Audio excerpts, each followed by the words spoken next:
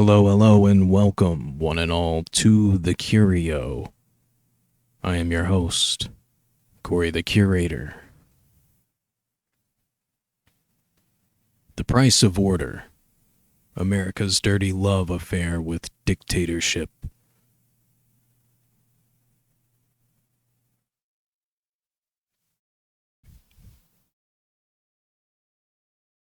They say they love democracy until democracy votes left.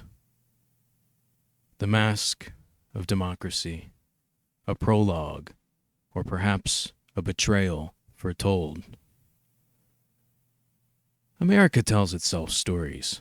Grand, booming, bald eagle on a bumper sticker stories. Land of the free, beacon of democracy, shining city on a hill.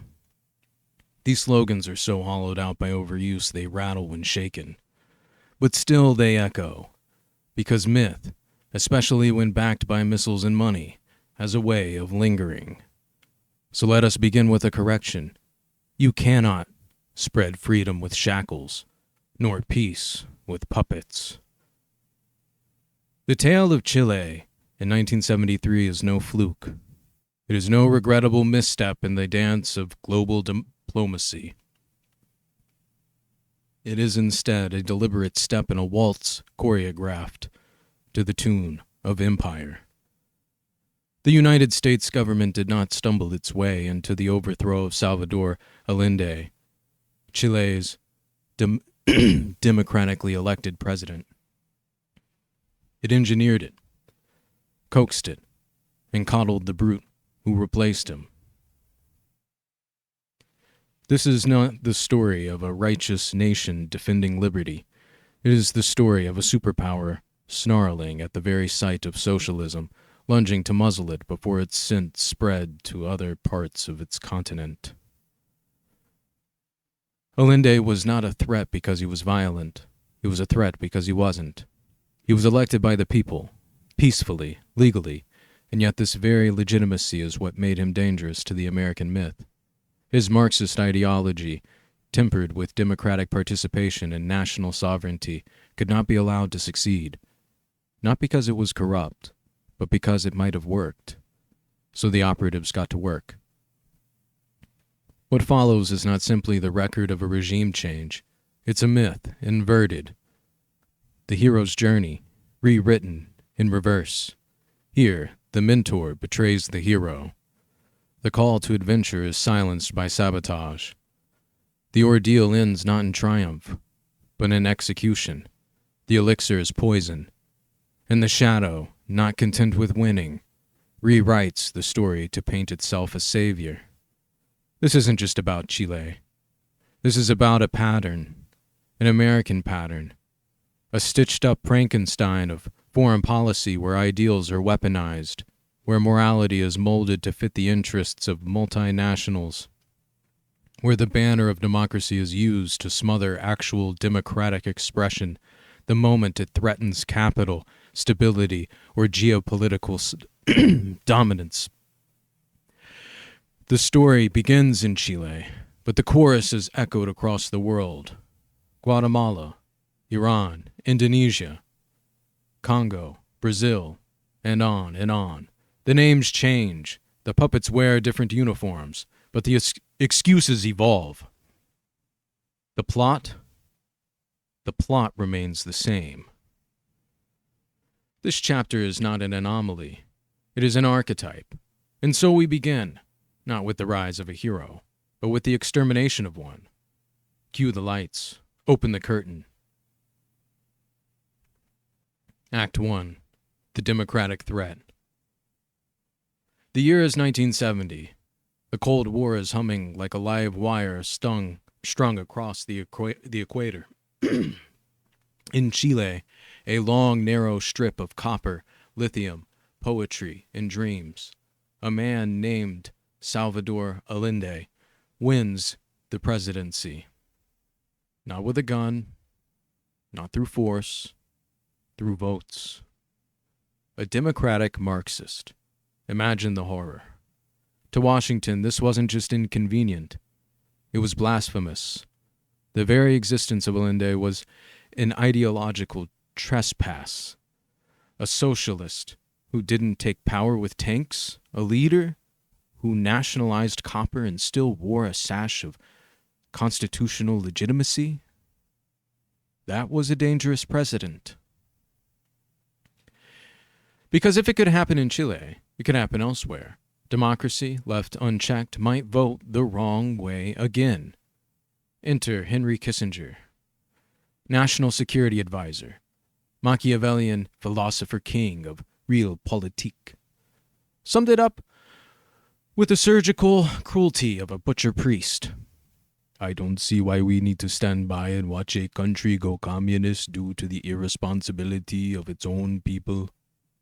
Translation: the people made a choice, and it wasn't the right one. And that was a problem for us. Thus began what the CIA would later refer to in its own cryptic bureaucraties as a campaign of active measures. It began before Allende was even sworn in. A preemptive strike. From the moment Allende's electoral victory was confirmed, the Nixon administration launched a full-court covert assault to prevent him from taking office. This was not reactionary policy.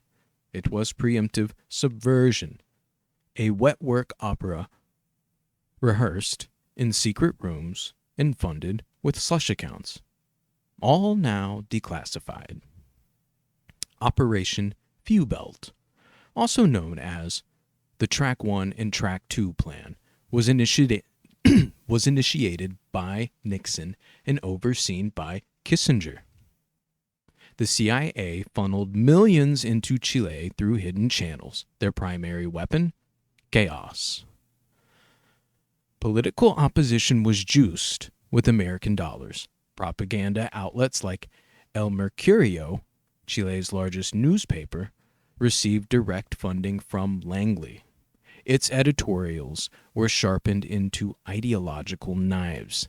Anti-Allende stories carefully planted to sour the middle class and spook the financial elite. Not just everybody. Rival political parties were bankrolled to the teeth. Right-wing business associates were empowered to grind the economy to a halt. The country began to convulse before Allende even stepped into the presidential palace. An invisible blockade. If you want to kill a government without firing a shot, you bleed it economically. That's what Nixon meant when he ordered the CIA to make the economy scream. Chile was subjected to what has since been called an invisible blockade. Loans were frozen, credit lines disappeared, trade agreements stalled or were quietly revoked. International financial institutions under American influence refused to extend support. The world's flow of capital, which had once tickled Chile's shores, was diverted like a poisoned river.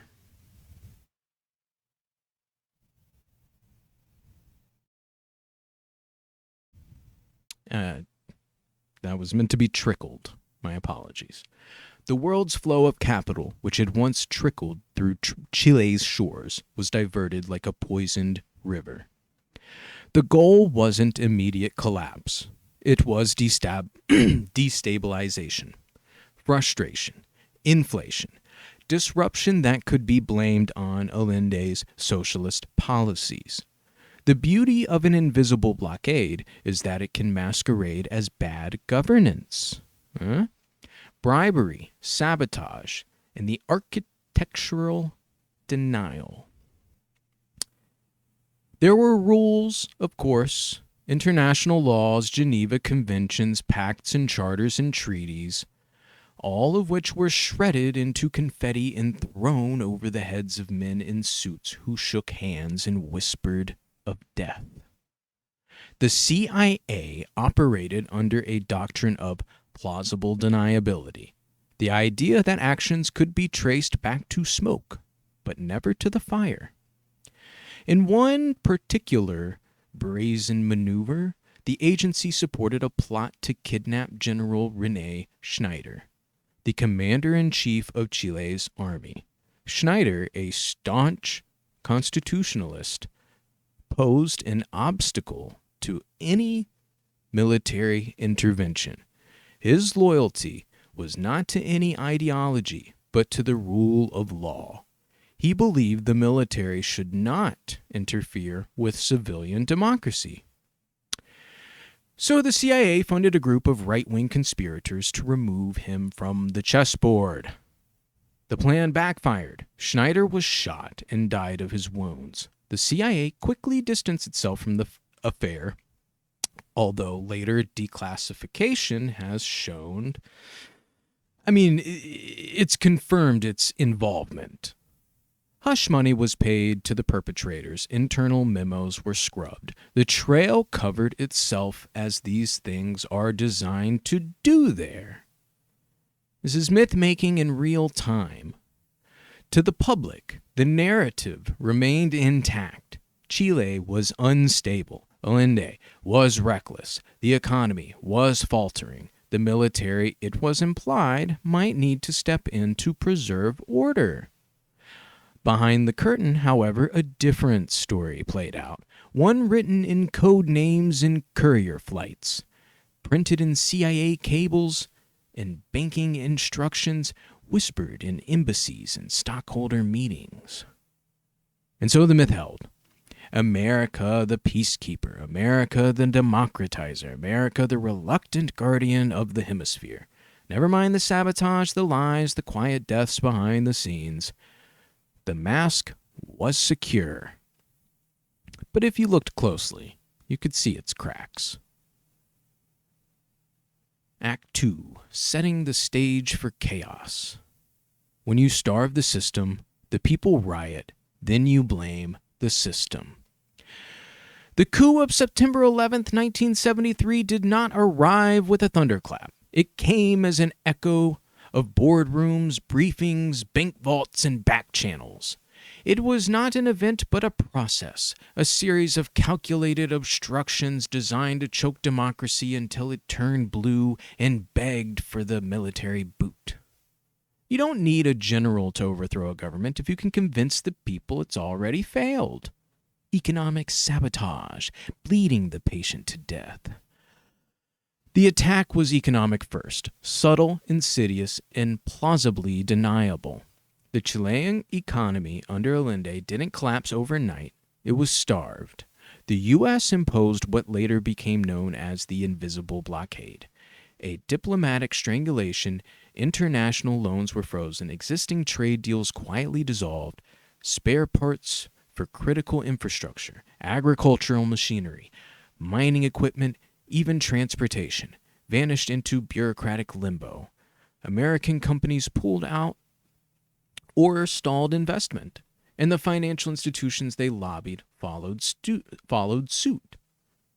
This was not collateral damage. It was policy. Inflation soared, shelves emptied, public services faltered, the price of essentials spiraled while the value of the escudo plummeted.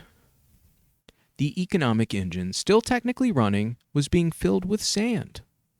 This was not failure, it was sabotage, engineered to look like failure. Social engineering, stirring the cauldron. While the economy groaned, psychological pressure mounted. Chilean society, already stratified by wealth, race, and geography, was pushed to the edge. The goal was polarization, fragmentation, alienation. The CIA's psychological operations, as you should know, PSYOPs, kicked into high gear. Propaganda was not just permitted, it was crafted. Anti-Allende narratives dominated media channels funded by the United States. That he was a radical, a Soviet puppet, an amateur tinkering with an engine far beyond his comprehension, a man driving Chile into the arms of Cuban communism. Protests were fomented, unions agitated, student movements disrupted. The center could not hold because the center was being pulled apart on purpose. This was engineered instability, with the U.S. ensuring that every grievance was amplified, every disruption magnified, every moderate forced to choose a side. Class warfare by remote control. Meanwhile, Chile's upper class and business elite were reassured that the cavalry was coming, their economic pain was temporary, their patience would be rewarded. Washington officials cultivated relationships with business leaders, military officials, and conservative parliamentarians, all under the guise of cultural exchange and economic partnership. The CIA's station in Santiago became a hive of whispers and spreadsheets, mapping out every lever of influence, every personality that could be flipped, bribed, or quietly eliminated, with links to how to do it. The Snider assassination plot, twisting the hero's journey. Of all the dark preambles to the coup, none is more symbolic, more telling, than the fate of General René Snider. Snider was not a revolutionary. He was not even a socialist. He was a man of law, a constitutionalist, a commander-in-chief of the Chilean army. He made one thing clear: the military would not intervene in a democratic process. This naturally could not stand. So in October 1970, weeks before Allende was due to take office, the CIA funded and coordinated a plot to kidnap Snider. The aim was to provoke a constitutional crisis that would justify military intervention. Guns were delivered, bribes were paid, logistics arranged. The CIA's fingerprints were everywhere, though always just faint enough to fade under pressure. But the plot unraveled. Snider fought back. The attackers shot him. He died 3 days later. The CIA's response? Deny, deflect, disappear the evidence. Internal documents, since declassified, reveal that hush money was paid to the assassins. The official line was maintained. This was a Chilean problem, not an American operation. But the myth cracks here again, because Snider was not a threat, he was an obstacle. His only sin was believing that the army served the Constitution, not capital, and for that, he was sacrificed. In the language of mythology, this is the refusal of the call, inverted and desecrated. The would-be protector of democratic order is struck down, not by chaos, but by the very forces claiming to restore him. The mentor does not guide the hero through the threshold. The mentor kills him and opens the gate for the villain to pass through. Order from engineered ashes. So by 1973, the economic sabotage had done its work. The social chaos had matured into desperation. The armed forces, once cautious, now had just enough popular support and elite blessing to move.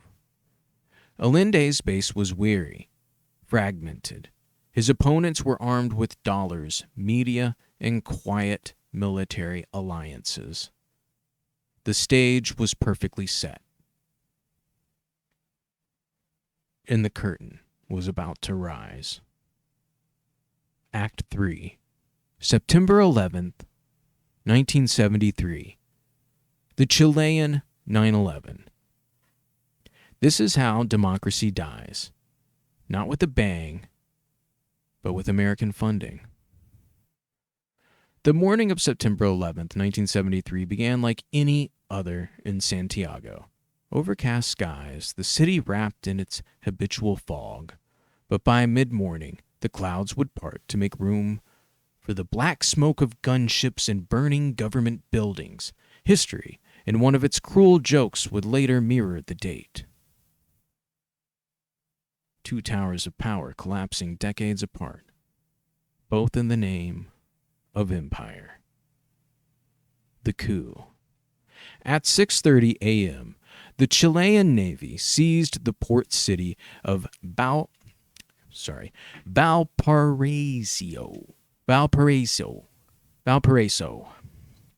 The port city of Valparaiso.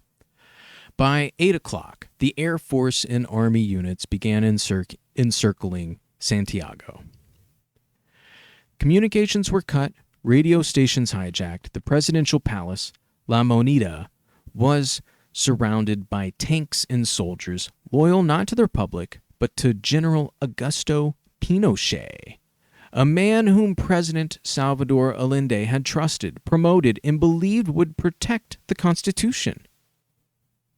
It was the final act of betrayal in a long scripted tragedy. Allende refused to flee. Inside La Moneda, with loyalists at his side, he delivered a final radio address, his voice calm, unshaken, a farewell not of defeat, but of dignity. He thanked the workers, the students, the people who had believed that democracy could coexist with socialism. He swore he would not resign, that his life would serve as a lesson. And then he signed off, saying, "Long live Chile, long live the people, long live the workers." Minutes later, the palace was bombed by British-made Hawker Hunter jets supplied to the Chilean Air Force through Western contracts. Gunfire tore through the windows, flames consumed the corridors.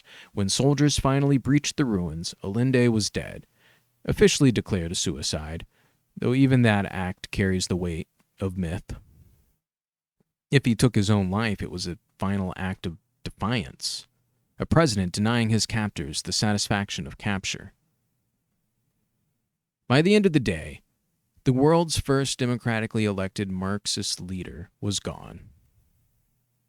In his place rose Augusto Pinochet, military uniform pressed, medals gleaming, eyes like cold steel, the embodiment of order restored.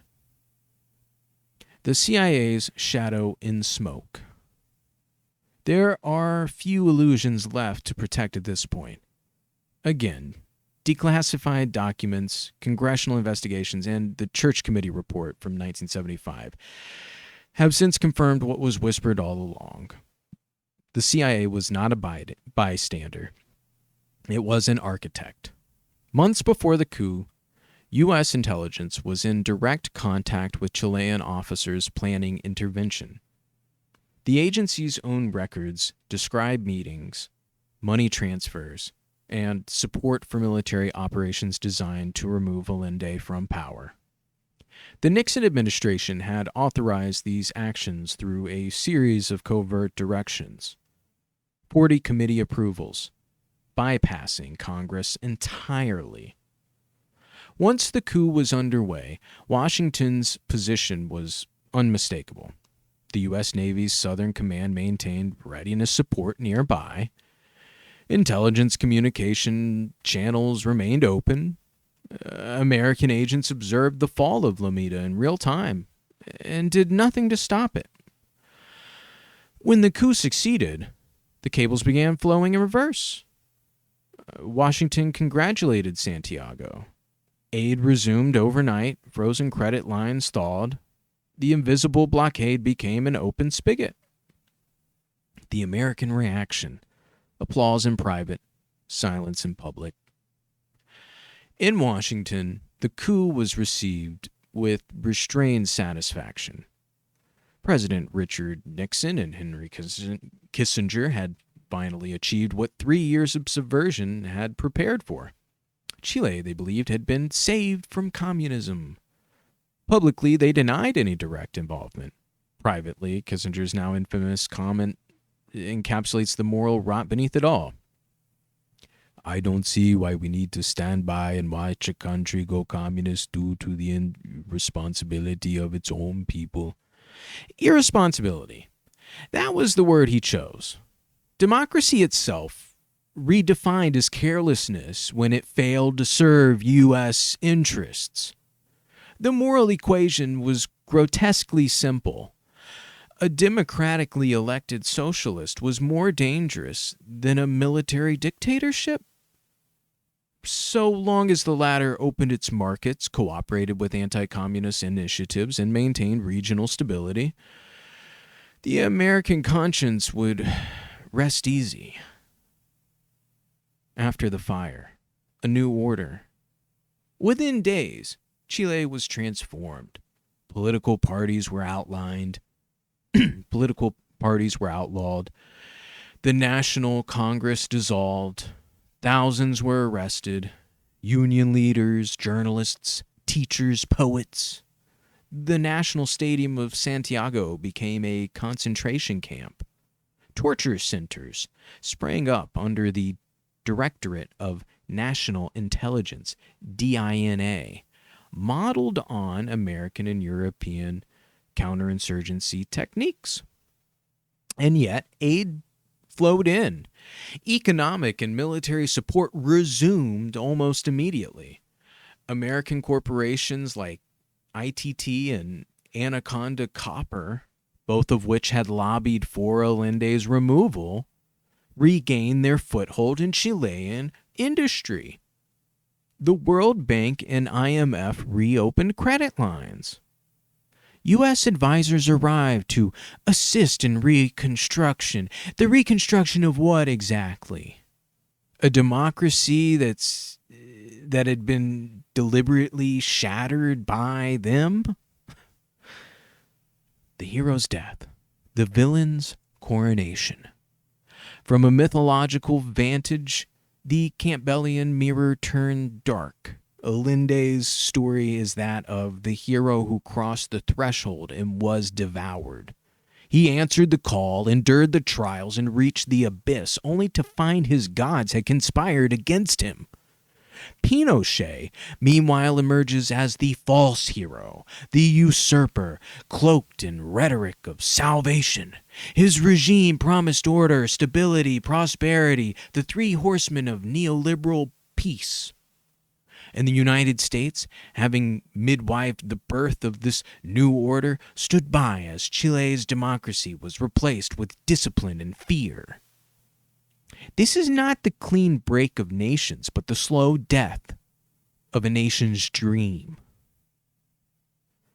A democracy assassinated, embalmed in the rhetoric of freedom, and displayed before the world as proof that capitalism works. Act 4. The Pinochet regime. Terror with a thumbs up. Order restored, dissent disappeared, capital welcome back. What followed, the coup, was not stability, but a state-sponsored bloodletting, dignified only by its PR. Chile, once a democratic experiment in the radical middle, became a laboratory for terror. Its human rights buried in unmarked graves, its economy handed over to ideologues in suits, and its people reduced to data points in an imperial calculus. The United States didn't just permit this, it enabled it, sponsored it, and in many cases co-authored it. CIA plus DINA equals democracy in reverse. Immediately after the 1973 coup, the CIA shifted from sabotage to service support. Now that Allende had been eliminated and the order reinstalled, Washington's job was to help stabilize the regime, a euphemism for suppressing any remaining opposition. At the center of this new machinery stood the Dirección de Inteligencia Nacional, DINA, Pinochet's secret police, run by the man who would later become Chile's Himmler, General Manuel Contreras. Contreras was not just an ally, but a CIA asset. He was trained, paid, and protected. Even after evidence of atrocities emerged, the U.S. continued covert support until the PR risk became too large to manage, which only happened after his involvement in the 1976 car bomb assassination of Chilean diplomat Orlando Letelier on U.S. soil in Washington, D.C. Before that, Contreras received direct communication lines, resources, and protection from exposure. The CIA knew who he was and what he was doing, reads one of the Senate's Church Committee reports. They continued the relationship anyway. Translation: his crimes were acceptable so long as his loyalties were predictable. Operation Condor. Assassination by alliance. The real legacy of DINA, however, was not limited to Chile. It spread like a cancer through the southern cone, metastasizing into one of the most cold-blooded international operations in the post-World War II Western Hemisphere. Operation Condor. Founded in 1975, Condor was a supranational pact between right-wing regimes in Chile, Argentina, Uruguay, Paraguay, Bolivia, and Brazil. It enabled the extrajudicial tracking, kidnapping, torturing, and murdering of exiled dissidents, activists, journalists, students, often across borders. It was state terror made efficient. The CIA was not simply aware, it provided technical assistance. Declassified documents prove U.S. operatives shared intelligence, facilitated logistics, and in some cases helped compile the blacklists. This was not an accidental entanglement. It was a transnational death squad operation tolerated because it secured pro-market dictatorships in a region once flirting with leftist nationalism.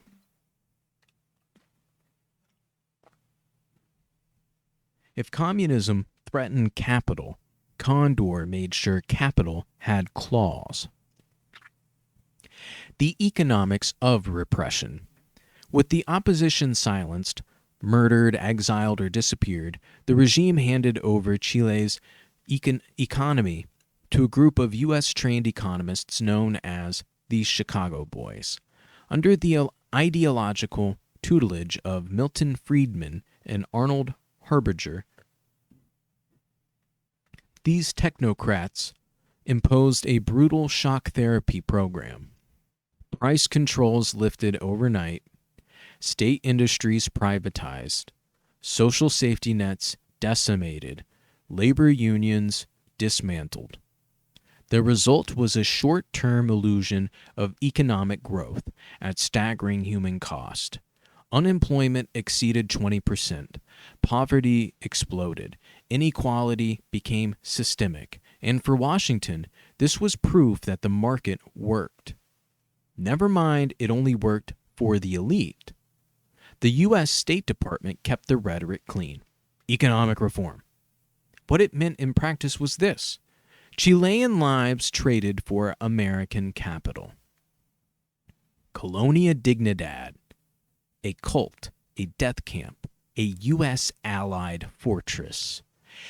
And now we descend into the stomach-churning depths of this chapter of Chile's darkest secret, where repression meets religion and fascism finds its final form. Colonia Dignidad, the colony of dignity. Or more accurately, a Nazi pedo death cult armed and protected by a CIA-backed dictatorship. At its core was Paul Schaefer, a post-war German preacher, fugitive child molester, and cult leader.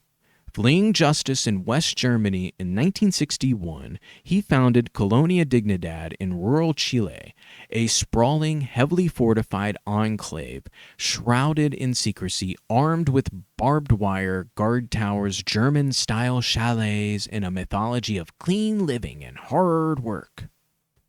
But behind the facade, widespread sexual abuse of children, slave labor of cult members, forced sterilizations, druggings, and brainwashings, military-grade weapons stockpiles, links to Nazi fugitives and German intelligence, and most damning, a full-service DINA torture and execution site.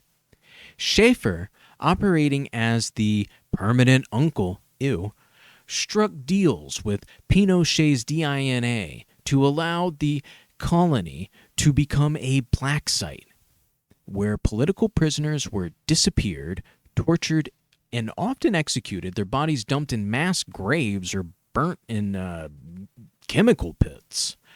He even hosted Pinochet himself for diplomatic visits. They were buddies. In return, Schaefer received impunity and access to imported German arms, technicians, and military equipment. I mean, they were working together. Some reports, including testimony from U.S. Witness Protection asset Michael Townley, indicate Colonia Dignidad was used as a biological weapons lab, testing sarin gas on prisoners. Others allege weapons production for Pinochet's regime protected by West German diplomatic shielding. Even U.S. citizen Boris Weisfeiler, a Penn State mathematician, is believed to have been abducted, tortured, and murdered at the colony in 1985. Yet his case was dismissed as a common crime by Chilean courts decades later. Atrocity as policy, what the U.S. preferred.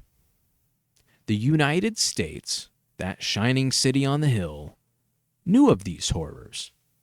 Of the mass torture sites, the death flights, the burn pits, the child abuse rings, the concentration camps masquerading as hospitals, the deep Nazi ties in Schaefer's colony and the Pinochet regime itself. And it chose this over democratic socialism. It chose Colonia Dignidad, DINA, Manuel Contreras, Operation Condor, and the mass extermination of political opposition over a democratically elected leftist government for copper. Why? Because the left meant public ownership, workers' rights, social programs, and possibly a bad quarter for multinational shareholders in copper. The right meant privatization, discipline, obedience, and profit for these shareholders. As long as bodies were buried quietly and bank accounts grew noiselessly, Washington was content to look the other way. Until the stink of Letelier's murder in D.C. made it inconvenient to ignore.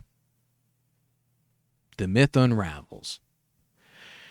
There are more than 3,000 confirmed victims of the Pinochet regime. Over 1,000 remain disappeared. Tens of thousands were tortured, many at Colonia Dignidad. Paul Schaefer died in prison in 2010, having served only part of a 20-year sentence for child rape and complicity in torture and murder. Manuel Contreras died behind bars, but only after living comfortably for years post-dictatorship. Pinochet himself died a free man, never convicted for a single murder. Because real accountability was never the point. Not for Chile, not for the U.S., not for empire. Act 5. The American pattern. Chile wasn't special. Different country, same script, only the accent changes. Chile was not a deviation. Chile was a proof of concept. Once the blood dried in the streets of Santiago and the Chicago boys had privatized the bones, the U.S. foreign policy machine didn't sit back and sigh. It took notes. Because what happened in Chile in 1973 wasn't the end of something. It was the refinement of something that had already begun decades earlier. and would continue mutating to fit the times, but never abandoning its core DNA. Contain the left, preserve capital, control the region. And so the same pattern appears across borders, decades, continents. Latin America, the testing ground of this empire. Guatemala, 1954. When President Jacobo Arbenz attempted to redistribute unused farmland, much of it owned by the U.S.-backed United Fruit Company, he was smeared as a communist and overthrown by a CIA operation. The Cold War was the excuse. Fruit profits were the true motives. In Arbenz's place came a string of military dictators who ushered in decades of repression, including genocidal campaigns against indigenous peoples. The United States didn't just intervene, it engineered a blood economy. Brazil, 1964. The democratically elected president, I apologize again for my pronunciations, João Goulart was labeled a threat to Western interests for flirting with labor reform and neutral foreign policy. The U.S. Navy prepared Operation Brother Sam, a full-scale military support plan for a coup that didn't even require boots on the ground. The threat of American backing was enough. The resulting military dictatorship lasted 21 years with institutionalized torture and became a core member of Operation Condor. Argentina, 1976. The same playbook refined to an art. The U.S. supported the junta that ousted Isabel Perón. With American diplomatic nods and intelligence sharing under Henry Kissinger, Argentina began its dirty war, a purge that saw over 30,000 people disappeared. Many victims were thrown from airplanes, others tortured in basements. Pregnant women were kept long enough to give birth, then executed, their babies adopted out to military families. All this under the rationale of stopping subversion. The military regime's closest economic collaborators, the very same industrial dynasties who have benefited from Perón, absorbed Nazi immigrant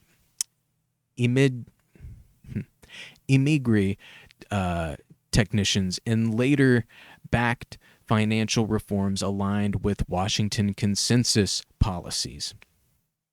Argentina's history didn't just include fascist influence, it recycled it.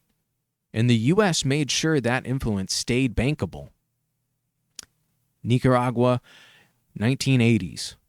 Another democracy, another threat neutralized. In 1979, the Sandinista National Liberation Front, FSLN, overthrew the Somoza dynasty, one of the longest-standing U.S.-backed dictatorships in the Western Hemisphere.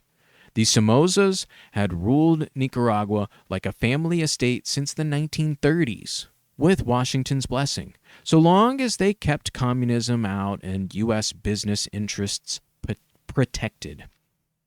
The Sandinistas, despite being broadly popular and winning democratic elections, committed a sin too great for American tolerance.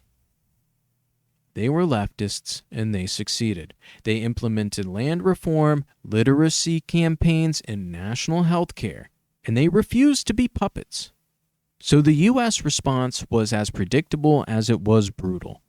Washington funded, trained, and armed the Contras, a ragtag collection of Somoza loyalists, right-wing mercenaries, and death squads. They burned schools, they bombed health clinics, murdered civilians, raped villagers. They turned counter-revolution into a war crime. Meanwhile, the Reagan administration sold arms to Iran. an enemy state under embargo, and funneled the profits to the Contras illegally, covertly, and with full deniability.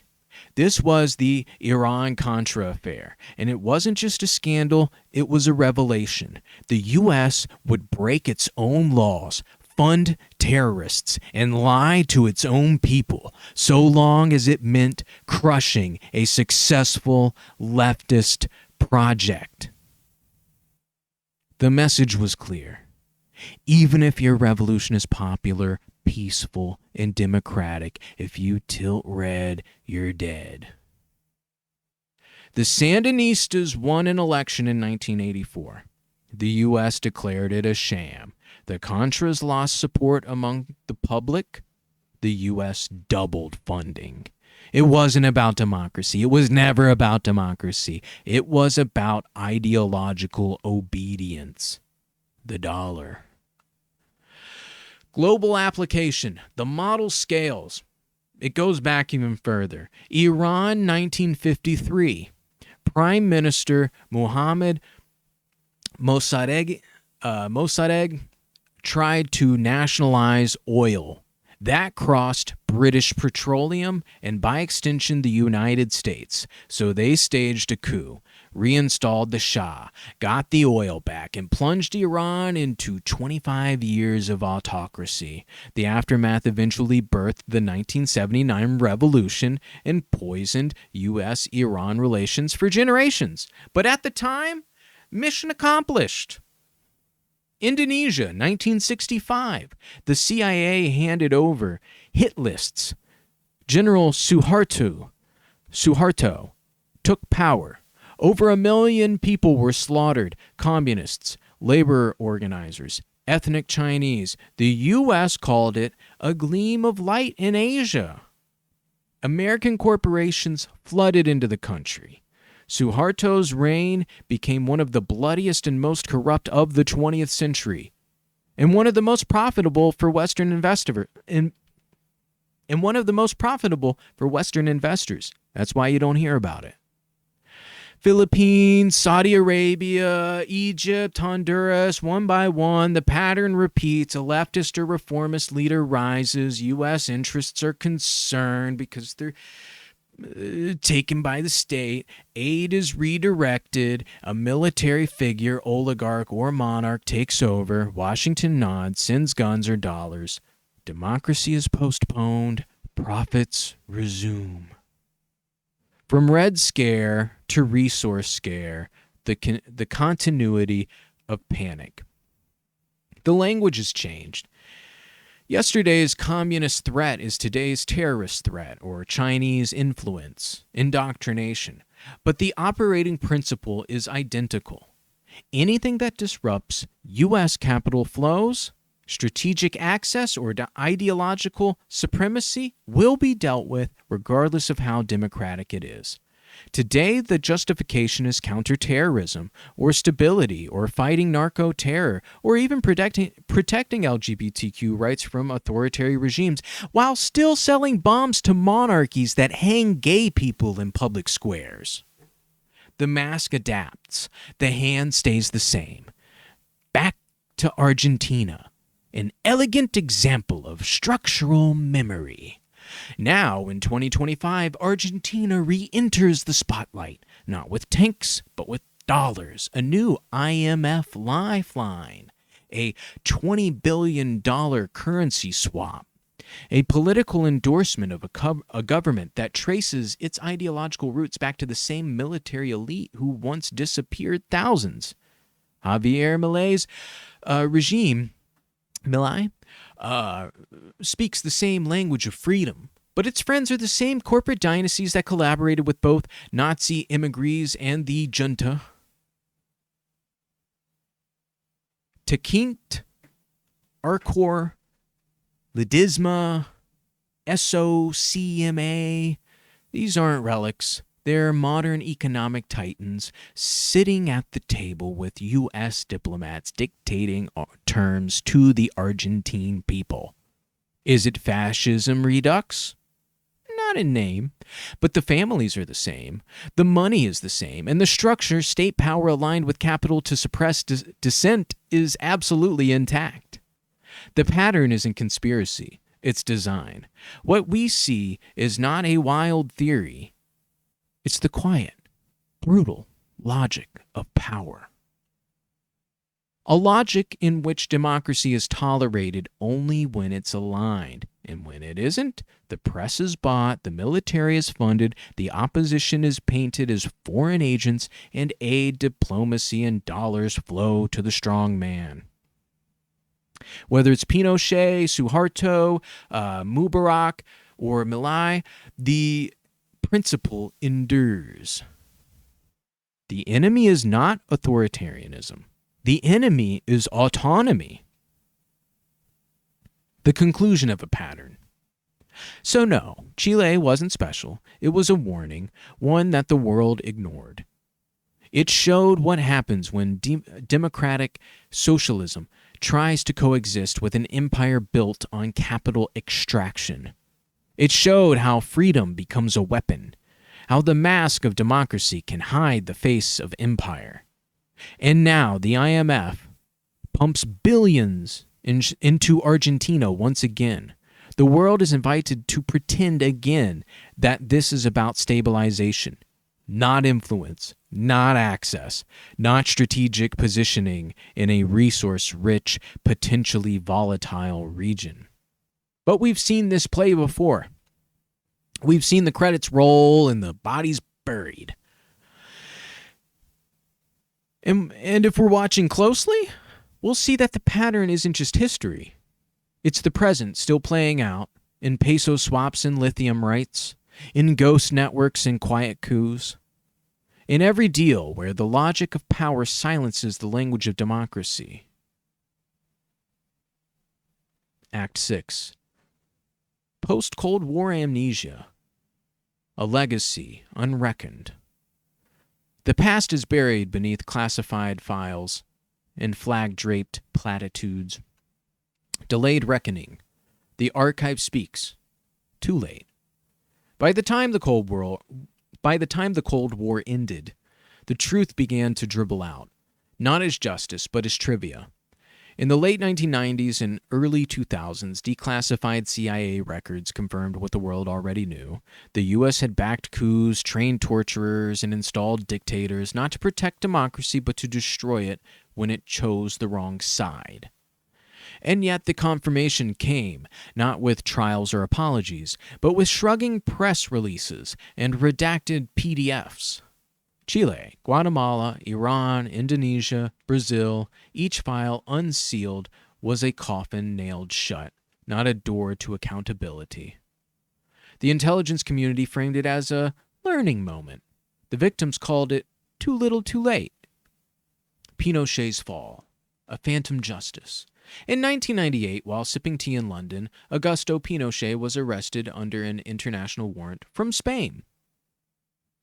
The charges, torture, murder, state terror, crimes so abundant they spilled across borders, but Chile, reborn under a democracy written in by his generals, refused to try him. The U.S., though possessing key evidence and having funded his rise, offered no real cooperation. National sovereignty, they said when pressed. Pinochet returned home, untried. He died in 2006, not in a cell, but in a mansion. Justice came only in theater, a televised arrest, a few impounded bank accounts, no convictions. The system that built him remained intact. The mask fell, but the machinery stayed bolted to the floor. The legacy in Chile, democracy on a dictator's blueprint.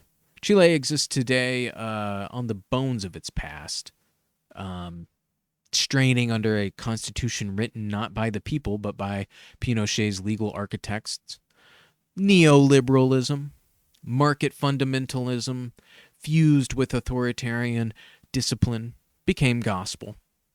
Public services were gutted, private monopolies flourished, inequality became structural, generational, defended by riot police and body armor paid by foreign investment. The dictatorship never truly left. It simply traded its epaulets for business suits. Only in 2019 did mass protests erupt, demanding the dismantling of Pinochet-era constitution. Young people born long after the coup took to the streets, haunted by an economy that treated them like expendable units in a spreadsheet. Trauma, when not reckoned with, became inheritance. This is the price of amnesia. A country that became a success story to foreign investors, but a cautionary tale to its own children.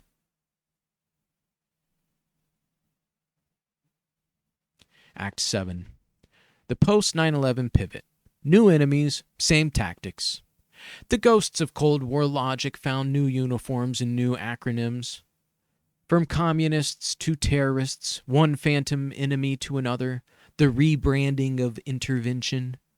The fall of the Berlin Wall didn't end the U.S. empire building. It merely changed its dress code. With the Soviet Union dissolved and Latin America's Red Scare faded into neoliberal ashes, the military-industrial imagination was momentarily unmoored. What use is an empire without an enemy? Then came September 11th, 2001. The towers fell, the war drums resumed. This time, Islamic terrorism took the stage. But the choreography was déjà vu. Regime change under humanitarian pretext. Alliances with tyrants justified by stability. Mass surveillance, torture, black sites, drones, the same brutal toolbox, just with new branding. Much like communism, terrorism was a shape-shifting threat. Everywhere and nowhere. And like before, the U.S. chose expediency over ethics, forming strategic marriages with monarchies, strongmen, and private security contracts. Fascism wasn't abandoned. It was digitized through psyops and memes. Where once the fear was red flags, now it's black ones, ISIS, Hezbollah, the Taliban. Where once it was KGB and Canefield cooperatives, now it's TikTok trolls and illicit fentanyl hubs, all to get oil tankers through the Strait of Hormuz. But the tools remain the same. CIA black sites replace jungle training camps. Drone strikes replace death squads. Sanctions replace invasions. Though only sometimes. But the think tanks keep churning in every language. And always regime changes on the table. The tools remain the same. History doesn't repeat, it retools, it workshops, despite shifting justifications from anti-communism to anti-terrorism to anti-migration. The tactics of U.S. power projection have remained functionally unchanged. Only the interface has modernized. The ideology is modular. The instruments are evergreen. CIA black sites replaced jungle training camps. During the Cold War, the U.S. trained counterinsurgents and paramilitaries in places like the School of the Americas, where torture, assassination, and psychological warfare were standard curriculum. Today, the instruction has gone underground. Literally, the jungle camps have been replaced by CIA black sites operating in Poland, Thailand, Jordan, Afghanistan, and other undisclosed locations I may or may not know about. These are secret prisons where suspects are held without charge, interrogated under enhanced methods, torture by another name, disappeared from legal existence. The logic remains the same. Extrajudicial punishment in the name of national security, but now sanitized by procedural ambiguity and digital redaction. Where Cold War agents kept notebooks, today's agents delete logs and scrub metadata they're probably using Telegram. The maps don't change. The maps change. The mission doesn't. Drone strikes replacing death squads. Where once the U.S. backed local militias and death squads to eliminate political threats from From El Salvador to Indonesia today, the trigger is pulled remotely. Hellfire missiles now do what right-wing militias once did with machetes and AKs. Civilians are still collateral damage. Targets are still defined by opaque intelligence networks. The modern death squad is a server room in Nevada, piloting drones over Pakistan, Somalia, Yemen. No boots on the ground, no names on the chest, no accountability at all. The same ideological cleansing, just now governed by algorithms and legal memos. The euphemism of choice, high-value target. Translation, someone the empire doesn't want alive. Sanctions, replacing invasions, though only sometimes. If a government resists U.S. directives today, the first bomb dropped isn't a missile, it's the dollar. Economic sanctions cripple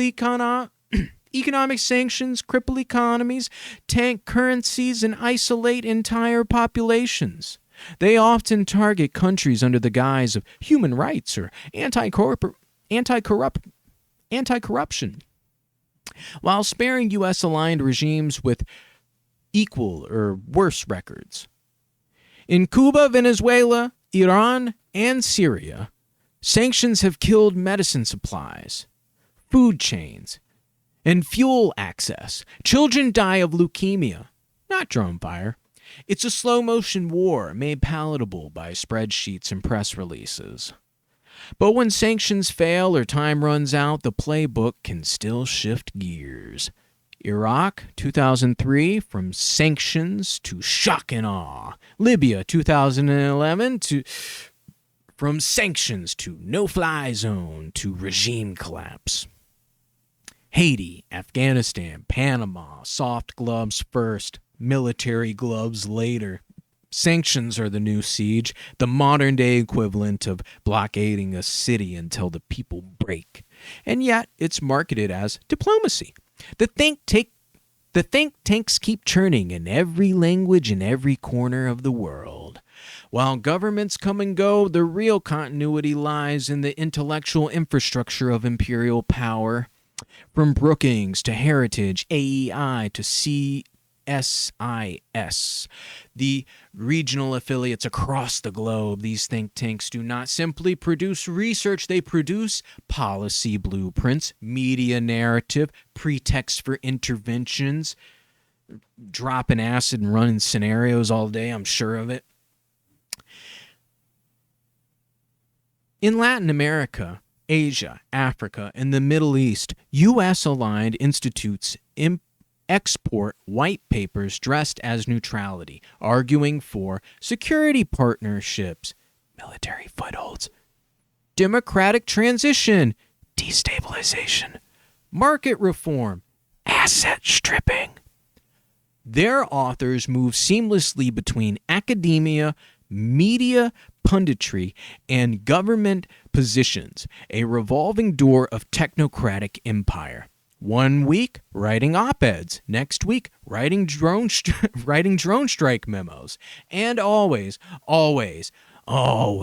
regime change is on the table. Whether through covert operations, as in Iran or Bolivia, color revolutions funded by opaque NGOs, economic sabotage, as with Nicaragua or Venezuela, or full military intervention. Regime change remains the evergreen instrument of foreign policy. How to get them dollars back. If the global order doesn't comply, it is rearranged. Democracy is applauded until it produces the wrong winners. Then it is corrected, sometimes quietly, sometimes with fire. No matter the century, no matter the excuse, the empire reserves the right to decide who governs and who burns. Continuity of corruption, the recycled actors. While the public narrative shifts, spun anew by each administration, each think tank, the underlying architecture of coercion and control endures. The U.S. didn't dismantle its Cold War networks. It folded them into the permanent security state we see now. The same firms that armed the Contras now run private military contracts in Iraq. The same generals who trained Pinochet's men now consult in anti-terrorism capacity building across Africa. The same banks that laundered narco dollars from Nicaragua now manage Saudi sovereign wealth funds. Old enemies are reclassified, not forgiven. Old allies are sanitized, not held accountable. Case study: Iraq and the resurgence of proxy logic. 2003. The invasion of Iraq was sold as liberation. Weapons of mass destruction never found. Democracy never secured. But the architecture of economic extraction and military occupation, that endured. What did the U.S. export to Iraq? A green zone aristocracy, fenced in by mercenaries, a privatized oil economy carved up by international firms, and an alphabet soup of agencies. USAID, DOD, CIA, IMF, and more, rebuilding nothing, but monitoring everything. It was Chile 2.0, but with more sand and less subtlety. That brings us to the Latin America redux, the pink tide and the reactionary undertow. While the Middle East burned, Latin America shifted left again in the 2000s, dubbed the pink tide. Leaders like Evo Morales in Bolivia, Hugo Chavez in Venezuela, and Rafael Correa in Ecuador defied U.S. orthodoxy, nationalizing industries, defying the IMF, and flirting with multipolarity. The U.S. response? Economic sanctions to Venezuela and Cuba. Diplomatic isolation to Bolivia and Nicaragua, soft coups and political meddling in Honduras 2009, Bolivia 2019, support for anti-corruption initiatives that disproportionately targeted leftist governments, often coordinating through USAID and the OAS. Corruption became the new communism, a term elastic enough to justify disruption, but moral enough to pacify Western audiences. I gotta say, I myself am not a fan of corruption. Resurgence of dictatorial nostalgia. By the mid-2010s, a disturbing trend emerged. Right-wing revanchism. Okay? A romanticization of past strongmen. In Brazil, Jair Bolsonaro praised the dictatorship and rearmed the police. In El Salvador, Nayib Bukele declared a state of exception and filled prisons with thousands, many without trial. In Argentina, Javier Milei channels the aesthetics of libertarianism while relying on elite families with direct ties to the junta era. These regimes were framed as modern, efficient, anti-woke, or business-friendly, echoing Pinochet's rebrand as a free market pioneer. The old fascist infrastructure never vanished. It just got better PR. Financial empire, the IMF as soft weaponry. After the AK-47s and napalm came spreadsheets and swap lines. In 2005, the Trump administration via Treasury Secretary Scott Bessent orchestrated a $40 billion bailout package to Argentina, with strings attached, of course. This economic stabilization funneled funds into a country still governed in part by families and firms with direct ties to the dirty war era. The bailout's timing, just ahead of elections, suggests a familiar motive. Tilt the scales toward a regime that promises to remain aligned with U.S. interests. The economic Monroe Doctrine has replaced the military one. But the logic is unchanged. Align with us or starve. And what of Nicaragua today? Daniel Ortega, once a Sandinista revolutionary, is now, ironically, a textbook autocrat.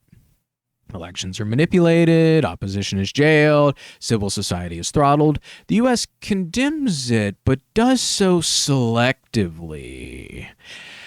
Not because of the authoritarianism or anything, but because Ortega stopped playing by neoliberal rules. He is no longer useful, and so he is dangerous. In the 1980s, Ortega was the enemy for winning a democratic election. In the 2020s, he's the enemy for corrupting one. Again, democracy matters sometimes when it serves capital. See, this is a global pattern. What if the hero was the villain all along? The United States tells stories about itself, noble stories, missionary stories, stories of reluctant intervention and righteous power. But the world it leaves behind doesn't look like those stories. It looks like coups, torture sites, charred villages, currency collapses, and airstrikes announced by a press release. It looks like Silicon Valley apps harvesting data in countries where the State Department once burned libraries. It looks like a military base outside every oil-rich border, a trade deal written in every embassy, a PR campaign launched after every drone strike. This isn't a new chapter in U.S. foreign policy. It is the closing act of a global pattern long underway, one that didn't end with the Cold War or shift with the War on Terror. It simply updated the interface. The pattern holds, no matter the justification. The faces change.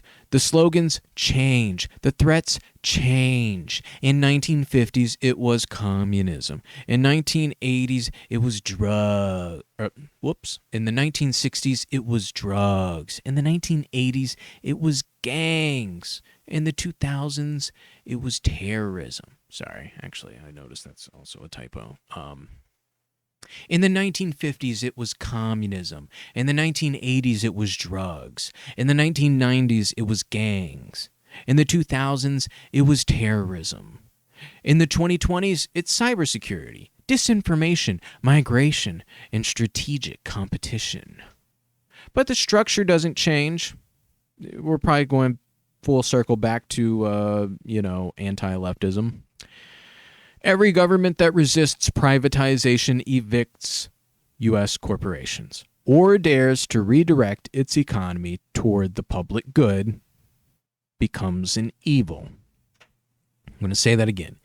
Every government that resists privatization evicts U.S. corporations or dares to redirect its economy towards its public good becomes an enemy. Whether they are democratic or not is irrelevant in this case. Elections are applauded only when they install compliant allies. Resistance is recast as extremism. And every action, no matter how violent, deceptive, or destabilizing, is wrapped in the language of freedom.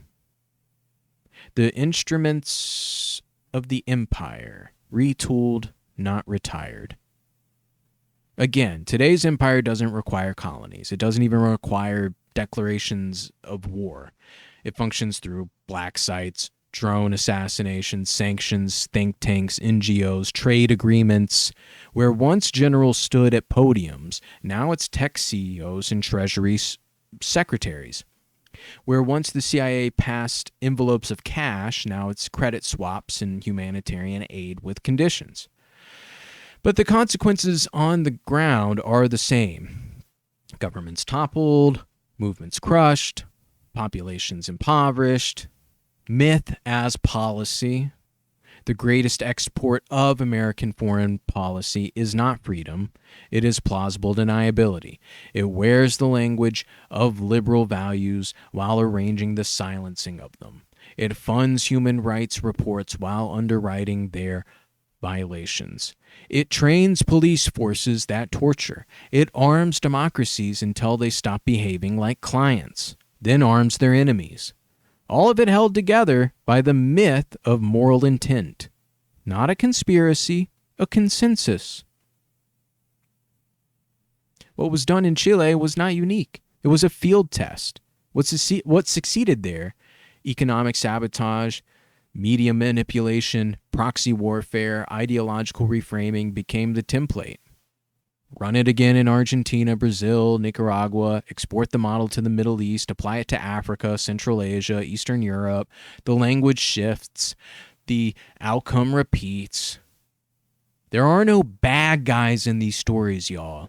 Only inconvenient ones. And the price of inconvenience is always paid in someone else's blood. There is no return, only repetition. This is not a story of missteps or mistakes. It is the architecture of dominance learned over decades and perfected through failure. If it looks like freedom, but silences dissent, if it looks like peace, but bombs hospitals, if it looks like aid, but indebts nations for generations, then this is not a deviation. It is the system working as designed. The myth of the savior nation endures, but the world it creates is unsalvageable. Not because it failed, but because it never intended to succeed for anyone but itself. The myth of a savior nation. They called it spreading freedom. The bodies say otherwise. The mythology is seductive, that the United States in its vast power only intervenes to help, that it topples governments only when necessary, that it supports freedom unless freedom votes the wrong way. But the documents are unsealed. The graves are mapped. The silence is broken. And what they reveal is not a defender of democracy, but a guardian of convenience. It was never communism that threatened Washington. It was independence. The moment a nation tried to chart its own path, whether leftist, neutral, or simply nationalist, it became an obstacle.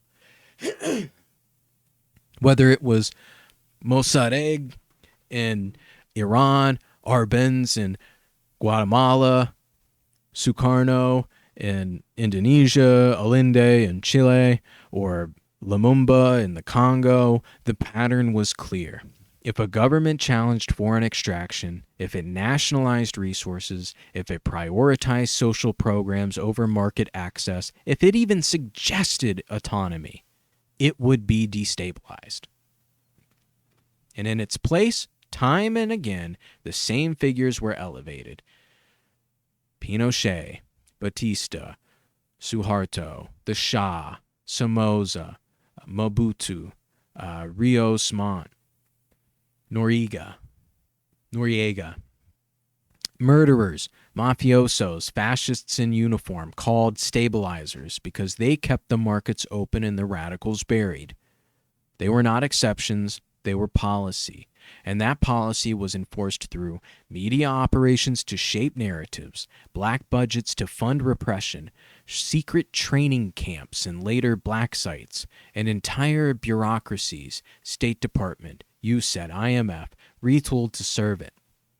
This wasn't accidental foreign policy. It was doctrine. The savior nation never arrived. It was never coming. It was always a mask. And behind the mask was a machine that does not weep for the dead because it does not acknowledge them. It doesn't feel anything. They said it was about democracy. They said it was about peace. They said it was about freedom, but the archive says different. It was about access. It was about obedience. It was about profit. And freedom, real freedom, was simply collateral damage. This was nihilistic opportunism. Thus ends the story not of a hero, misunderstood, but of a hero myth that devoured its own meaning. Not a beacon, not a liberator, but a lesson in how power lies and how the lie is believed.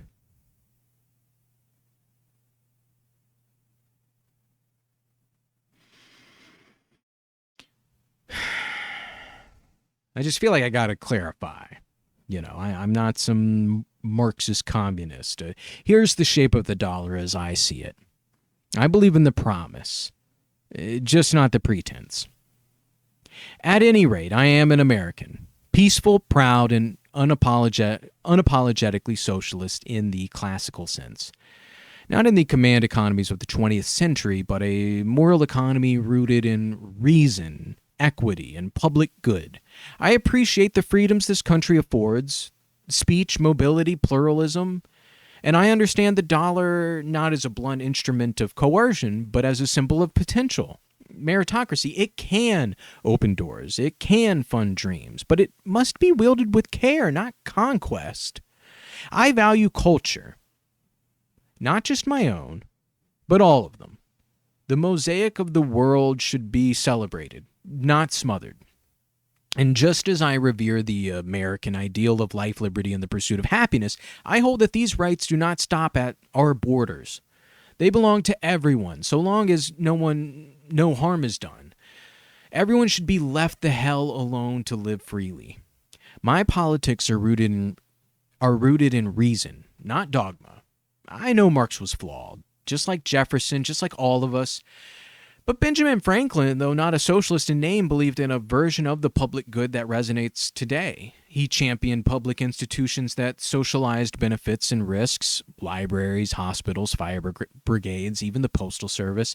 He believed society could and should had a responsibility to regulate property in the name of general welfare.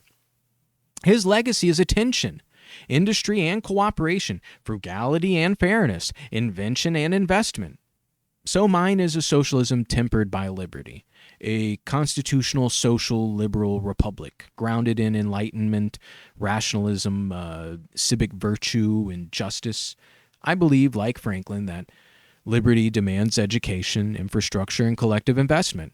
Like Paine, that rights are not granted, they are inherent. Like Kant, the reason must govern the law. And like Marx, that capital, without conscience, corrodes the soul of a society. I don't think that's very controversial. I believe in markets. When they serve the many, not just the few. I believe in merit, but not when it's inherited through privilege. I support universal health care, income, and welfare, not as handouts, but as the rational expression of a fair society that can afford it.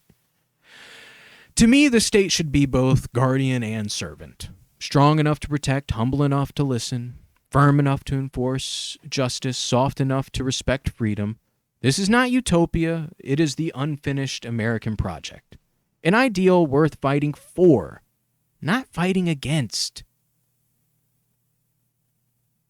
Stay snide.